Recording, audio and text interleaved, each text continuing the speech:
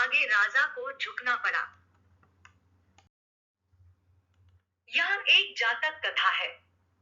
ऐसी कहानियां मान्यता है कि खुद गौतम बुद्ध जी या उनके शिष्यों के द्वारा कहे गए हैं। एक देश के राजा को शिकार खेलने का बहुत शौक था।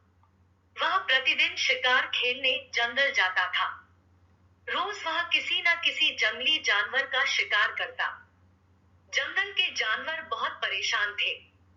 एक बार जंगल में राजा शिकार के लिए गया।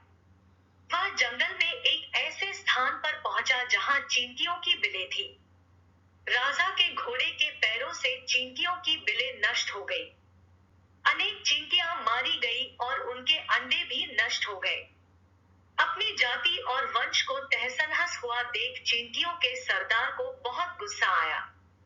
उसने राजा से बदला लेने की ठानी। उसने सभी चींटियों को एकत्रित किया और कहा, हम राजा से युद्ध करके उससे बदला लेंगे। वह अपनी चींटियों की सेना लेकर राजा के महल की ओर चल पड़ा। चींटियों के राजा को रास्ते में बंदर मिला। बंदर ने पूछा, सरदार, यह चींटियों की सेना लेकर कहां जा रहे हो? चींटियों का सरदार बोला, मैं राजा से युद्ध करने जा रहा हूं। मैं उससे बदला लूंगा। बंदर ने यह बात सारे जंगल में तुरंत फैला दी। जंगल के समस्त जानवर चींटियों के सरदार के पास पहुंचे और कहा, हम सब इस युद्ध में तुम्हारा साथ देंगे। इस प्रकार एक बहुत बड़ी फौज चींटियों के सरदार के साथ चल पड़ी। महल के द्वार पर पहुंचकर चींटियों के सरदार ने राजा को युद्ध के लिए ललकारा।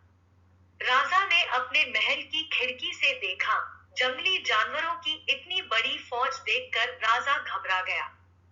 उसने अपने मंत्री को नीचे कारण जानने के लिए भेजा। मंत्री ने आकर राजा को बताया कि यह सब आपके शिकार करने की आदत से परेशान है और आपसे युद्ध करके आपको मारने के लिए आए हैं। राजा ने मंत्री से सुझाव मांगा। मंत्री ने कहा, राजन, हम जानवरों की इस विशाल संगठित फौज से नहीं जीत सकते। हमें इनसे संधि कर लेनी चाहिए। राजा ने एक संधि प्रस्ताव भेजा कि आज से वह शिकार करना छोड़ देगा और उसके राज्य में सबके लिए जंगल में शिकार करना वर्जित कर दिया जाएगा। चींटियों के सरदार ने अन्य जानवरों से मशवरा करके इस संधि प्रस्ताव को मान लिया। इस प्रकार चींटियों के संगठित प्रयास ने इतने बड़े राजा को झुकने के लिए विवश कर दिया। इस जातक कथा में यह संदेश निहित है कि संगठन में बड़ी ताकत है। मिलजुल कर बड़ी से बड़ी विपत्ति का सामना आसानी से किया जा सकता है।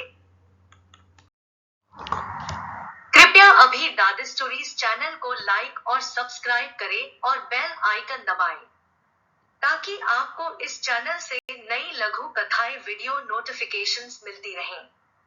बहुत बहुत धन्यवाद।